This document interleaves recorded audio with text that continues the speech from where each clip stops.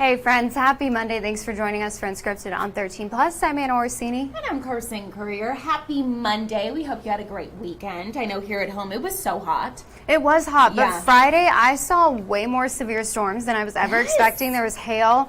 All my carpets, like my little outdoor rugs, went flying. Oh no. I was out there in my rain boots trying to pick everything up, and then I saw the lightning, realized I was under a metal pergola, and was like, hey, Mallory would tell me this is a bad idea. Yeah. So that was my Could week. you see where, like outside of our apartment windows, Yeah. it was just because all the dust and then the rain, it was like you couldn't even see the mountains or really anything. No. Crazy. I didn't see that, but I'm glad that you did. Yeah, I'll show you pictures Okay, later. sounds good. All of us up against the window recording. Like we have to have proof that there was any sort of severe weather event. Well, speaking of severe weather, something that we want to take you out live to today, of course, we're tracking the landfall of Hurricane Debbie, now Tropical Storm Debbie, I believe, but still major implications from the storm that are going to be felt through a lot of the South this morning. Yeah, that's right. So the storm made landfall as a Category 1, bringing with it 80-mile-per-hour winds. Now, it's now expected to bring potentially historic rainfall to places like Georgia and South Carolina that officials are warning it could be catastrophic here. So the first death from the storm has also been reported this morning. According to the Levy County Sheriff's Office, a 13-year-old boy died when a tree flew onto the family's mobile home. And we are going to see some impacts throughout the day as well. So power outage is a big one. Also flight disruptions. That's going to be a huge concern. So right now there are about 273,000 people who are impacted in that northern part of Florida without power. But when you look at the rest of Florida, it's really kind of concentrated into that one area. That number's kind of been fluctuating. It was 299,000 about an hour or so ago. So it looks like it is going down a little bit. But of course, with the storm, they could see impacts throughout the day and that number could go back up. That's something we're keeping an eye on. Also, if you're traveling in that region, something that you definitely want to keep an eye on today. We've seen a lot of travel impacts because of that. And of course, it's kind of the snowball effect. So if there's a flight that's supposed to be going in and out of Florida that gets delayed, it could impact your flight, in and out of somewhere like Nashville. So just keep that in mind today if you are traveling. Absolutely. We want to go ahead and bring in 13 First Alert meteorologist Mallory Schnell tracking the latest with this hurricane, tropical storm. Is it now a tropical storm? It is now a tropical storm, Okay. just by wind speed. But Anna and I were talking about this. Don't focus on that part because the impacts are still going to be the same. So we're still talking a lot of major flooding concerns, rainfall, because you can't really compare it to Harvey, but it's going to be a very slow moving storm. It's going to take all week. So because of that, it's just going to dump a lot of rainfall over the same area. So we really have to pay attention to that across the southeast. But I do have the current look at it. It was a Category 1 hurricane when it did make landfall early this morning around the Big Bend region of Florida. And that's where you're seeing all those power outages there. So, of course, strong outer bands, gusty winds, severe weather, certainly something that we have to keep in mind. But as I mentioned, take a look at the forecast track for Debbie from the National Hurricane Center. It really shows by Friday morning it just crossing into North Carolina. So it's going to take days to move just over a couple of states. Really going to see those impacts across Florida, southeastern Georgia, and into South Carolina as well. In terms of just today, that excessive rainfall risk, you're seeing the purple there from the Big Bend of Florida through Charleston, South Carolina. That's your high risk of heavy rainfall that can lead to flooding. So we're talking 20 to 30 inches of isolated rainfall amounts possible in some areas throughout the week. Back here at home, staying monsoony, that was the word that I used earlier this morning, 30 to 50% chance for storms this week. Strongest storms could be felt Tuesday, Wednesday, potentially into Thursday, a little bit more widespread for the Tucson metro area. But of course, we are holding that chance each and every afternoon and evening. And dew points continue to tick up, especially Wednesday into Thursday before we do dry out slightly again Friday and into the upcoming weekend. With that, temperatures will start to cool off. 98 by Wednesday, 100 by Thursday. You'll want to enjoy that because we're going to heat back up Friday and into the weekend. But for today, your hour-by-hour forecast, some scattered storms this afternoon to the south and east. Better chance in Tucson by this evening and into the early overnight hours. And then tomorrow does look like, of course, we will start off quiet, but a better chance for some stronger storms by tomorrow afternoon and evening. So we will keep a close eye on that forecast. Otherwise, just expect more of an active period, especially through about Thursday. That's going to cool us down. 98 Wednesday, 100 Thursday. We dry out and heat up this weekend back to 107 by Saturday. but overnight lows staying pretty comfortable in the mid to upper 70s. Okay. So hopefully we can start to sprinkle in more of those 90s Yeah, in that'd the be 7-day nice. forecast as we head throughout August, because we're still tracking a lot of triple digits. Yeah. Okay. Well, fingers Fingers crossed. crossed. Yeah. Thank you, Thank you, Mallory. Mallory. Of course.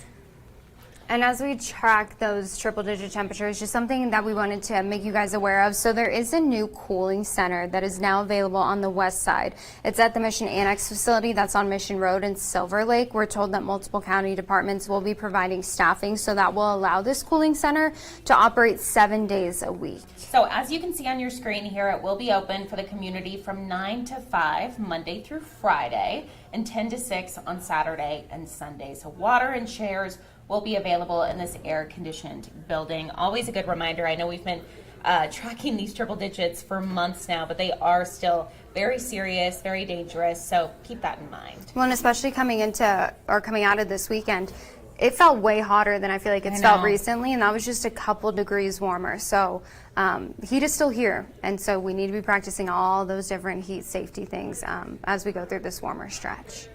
Well, something else that is happening today, an exciting day for kids. A couple different school districts going back to school. I know. It's crazy. I feel like it is very early, but that's just because I didn't grow up here. I know you didn't grow up here. Yeah. But I mean, I loved the first day of school. Oh, it's the best. It's the best. You have all the new supplies. You're ready to Your start brand fresh. new outfit. I know. You feel like a new you. Exactly. And there's a lot of new things that some of the schools in our area are doing. Catalina Foothills specifically, they're kind of trying to focus on making school less scary in the future, less scary for upperclassmen. So obviously there's a lot of concerns. They'll tell you when you're in high school, like you have to have your major and all the things figured out, and it's very daunting. You don't.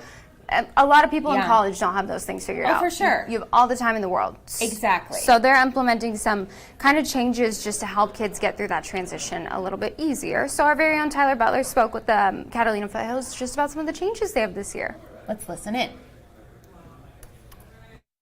First up here, we're going into a brand new school year. A lot of kids obviously going into high school, probably wondering what is the next year going to hold for me and then beyond that. So what have you guys changed going into this year to try and make that transition a bit easier for them? Okay, well, starting this coming year, we're going to have a full-time freshman counselor, which will be great for our students entering high school for the first time. And we've also added a full-time counselor who is going to be a college and career counselor. So he will be doing much more for our students as they go through all 4 years of school. We start freshman year, we begin helping students determine their strengths and interests and coming up with career interests, and then building on that throughout the next 3 years. He will be offering workshops, he will be working with families, having meetings with them, just really supporting students as they begin exploring paths after high school and making sure that they're able to reach their goals throughout high school. Yeah, because I would imagine that has got to be, I didn't go through this myself, but yeah, it's stressful when you're going into school and you start thinking about that big scary world afterwards, and what is my career path going to be? And then as an adult, you grow up and you're like, oh, I wish I'd explored this vocation earlier because maybe I would have gone down that path. So you guys kind of basically trying to help suss a lot of that stuff out early, so the kids they aren't just jumping into college with no idea what they're getting into. Yeah, I think we work hard to make sure every student has a plan. We all know plans change, but it's good to start with a plan and begin working towards at least your goals, and knowing that if you decide you want to change your major in college, for example, that's okay, because you can then look at your next plan and just kind of work through, have backup plans, have ideas for what might bring you to reach the goal that you have in mind. And so people might remember, their own experience of going through high school and, oh, my kids are going into this. It's probably going to be very similar. The world has changed a lot in the last few years in particular. So I'm assuming probably a lot of that counseling and figuring out college application process. I mean, all that's probably changed just in a matter of years, let alone a decade or two. Absolutely. And we work with students. Some students are not interested in 4-year college. Some are interested in 2-year college or going right into the workforce. And there's so many programs, part of Pima County that we can recommend for students to try out different careers before they enter college or before they go into the workforce. So we have, you know, a high percentage of students going on to four-year college. And like you said, it's a big decision. It's a big financial decision, and it's important for students to really know what they're doing and make good decisions in high school to lead them to where they want to be. And in terms of just, you know, we're going into the school year here, what's something that like, or if anything comes to mind that, you know, you would want to tell kids or their parents as they're getting ready to come back for the school year? Yeah, so a couple of things to think about. One would be getting back onto that school schedule. So not waiting until the first day of school to get up early, maybe begin slowly over a week to get up a little bit earlier each day. I know a lot of teenagers like to sleep in, and that is something I completely understand, but also know that in order to be successful in school, you have to be awake when you arrive. And also, you know, start thinking about your goals for the year. At the end of last year, we did a reflection activity with our students as they exited their school year, and think about the things that they thought they could do better this year, maybe challenges that they encountered and how they handled it and how they want to start this year. And then just, you know, start thinking about school, your academics. I always recommend that students go on to Khan Academy, which is a way to review for math specifically. I think we forget a lot over the summer, and math is one area that you want to have your skills sharpened right before school starts. So there's getting ready for the next level. So getting ready for algebra, getting ready for geometry. That's a good way to kind of get your brain started again. Maybe going through your backpack, emptying it, getting it ready, or getting a new backpack if needed, and just kind of making sure you have some basic school supplies and ready to go. So those are a few things that I think might help. And in terms of challenges this year, as we're going into things, obviously the last 4 years have been unusually challenging with COVID and all that stuff. I don't know if we're past the learning loss challenge yet, but what do you kind of see as the biggest challenge going into this school year? Well, I think every year students go through an adjustment and a transition. So it's knowing to ask questions and find out from teachers what is needed to be successful in the next year, and just having a positive attitude about change and about trying something new. I always tell students high school is about experiencing, and the more you experience in high school, the richer your experience will be in high school as a whole. So just trying new things, trying clubs or new sports or whatever it is that you might be interested in, just trying. And if it doesn't work out, that's okay. Try something else, because it's all about having new experiences that lead you to different kinds of learning. And not really a question as much as an observation, but it seems like, you know, based off what you're talking about, I'm thinking back to my school, and it was a lot of come in, do your math, do your history, whatever, and get on with your day.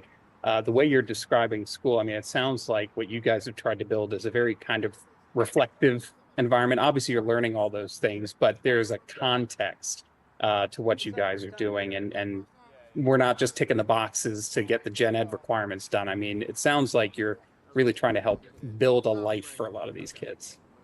Yes, I think so. I think it's more about just learning the English, math, social studies, science. There's so much about high school. It's a time where students grow so much on a personal level, and we try and support them in every aspect of their lives so that they feel well, they feel good and comfortable coming to school every day and being able to focus on academics and have a little fun while they're at it. And you are taking a live look this morning to the front of the Naval Observatory. Definitely a story that is on the top of so many people's minds is Vice President Kamala Harris and who her vice president is going to be, candidate. Yeah, there's been a lot of talk around this, and of course there are some big names, which of course includes Arizona Senator Mark Kelly. Among some of those top candidates is also Minnesota Governor Tim Walz, then Pennsylvania Governor Josh Shapiro. So she did meet with some of them over the weekend, but still it's been kept under wraps pretty well. She is expected to announce her running mate by tomorrow. Harris and the candidate will appear in Philadelphia for the first of 7 rallies over the course of 5 days, with one of those being in Phoenix, actually, this upcoming Friday. Yeah, so definitely a lot of people kind of on the edge of their seats waiting for this news. I know we're all kind of sitting here. It could be told today. So Yeah. who knows? Once we learn, we'll be the first to alert you on air, online, on our mobile platform. So make sure you download our 13 News app. We always push out breaking news. You'll get a notification right to your phone. So it's super helpful. But again, definitely a big story this morning, something that we're watching very closely. And I'm interested to see how she announces it. Like, is this person just going to walk out on stage with her during a rally, or is there going to be like a formal thing ahead of time? I don't know. I don't know either. We shall see. I'm in it for the drama. I just want to see. Well, taking a look at a story that you can find on our website right now. Miss USA's kind of had a year after Yeah. a resignation. Another person stepping in, Teen USA stepping down, also resigning from her title. So we have the third Miss USA of the year this year was just named. And she's incredible after all the controversy. Really? Oh my goodness. So she is, her name is Alma Cooper. She's from Michigan. So she is a Army officer. She graduated with a master's in data science from Stanford. She also said during the Q&A session that she's the daughter of a migrant worker. She's a proud Afro-Latina woman, officer of the United States Army. She said, "I'm living the American dream." So I feel like this is a very good thing for Miss USA. Absolutely. And it just kind of goes to prove that, like, when we look at these, you know, I think a lot of people made such a big deal about, like, oh, Miss USA, she's resigning, it's a toxic culture, and like all those things can be true, but also recognize the fact that, like, these just aren't girls who are just pretty. Like, for sure. she's brilliant, Yeah. and she's in our army. Like, No, she's for not sure. dumb. So it's really cool to see that kind of representation. I know. Very So- exciting to see, especially like you mentioned after this year with so many people resigning. So I'm super excited for her. She is gorgeous, but beautiful. also so smart. But that's just one of many things that she Exactly, is. So hopefully this kind of turns it in the right direction. But For sure. all the qualifications. You don't know. just need to be pretty to be a beauty queen. Nope. You need to be a data scientist at Stanford. Wow. I know. We love to see it. It's incredible. So you can check that out on our website right now. KOLD.com, just one of the many trending stories. Another one of the trending stories that we're talking about today, you need to see the video to do this story justice. So this was in California over the weekend, Pacifica, California, Oh my goodness. and it was their dog surfing competition. Stop that right now. It's so cute. So obviously the best surfers in the world right now are in Tahiti for the Olympics, but these are the best of the best. 15 pups went out to show their skills over the weekend in Pacifica, California. This is so cute. I always think it's so just funny and also impressive seeing these dogs get on these surfboards and stay on the board. I know Zona would be terrified. She would not go anywhere close to that. So Look at the goggles. Look at that. her. Oh my goodness. I know. I think Harley would be really good at it because he has like that shelter dog response where he just freezes and drops down. Look at him. He's going backwards. Oh my It's like, Dad, come get gosh. me. But So it's cute. just so sweet. And they did have judges, but they said that there's, you know, there's some standards that they have. They wouldn't say who the winner was though, because they're all winners. Oh my gosh, I love that. Look at him in his how little life vest. cute. You know. Oh, it just jumps off. I'm just gonna dismount. And look at how many people go. Wow. I mean, I would go. Absolutely. Yeah, that is so I'd cute. get the merch and everything. Look at Dad, proud Dad there. Wow. I know. This reminds me, did I show you the video that I got this weekend? Mm-mm. So we were driving on Linda Vista, and there was a guy on a motorcycle, and his Australian Shepherd was on the front of the motorcycle with goggles on. Oh. And they were, literally, she looked like she was having the time of her life. And as we're passing, she stopped and turned around and licked her owner's face. I couldn't do it. can't I got do- the whole thing on video. That's Maybe so we'll show sweet. it tomorrow. And the amount of people who are probably like, that's dangerous, and the dog's just loving it. Oh, for sure. Their owners know best. I It know. was very sweet. Very sweet. Well, very good puppies out there. And taking a live look one last time at those conditions outside, remember, we are going to stay warmer this week, so just keep heat in mind, but storm chances sticking around too, which is always good news. So hopefully we can get some of those storms in and bring the hot temperatures down a bit. Just turn it a little bit down. Yeah, let's hope so. Excited to see that 98 degrees I know. on Wednesday. Hopefully we start seeing more 90-degree days in our 7-day forecast. But again, stay safe out there, everyone, and we'll see if we get some rain. I know, fingers crossed. I didn't expect to get storms that strong on Friday, so it's the thing with Monsoon. She always surprises us. I know. We got to see. So thank you guys so much for tuning in. Tune in tomorrow at 9:30 for Unscripted. Have a great day.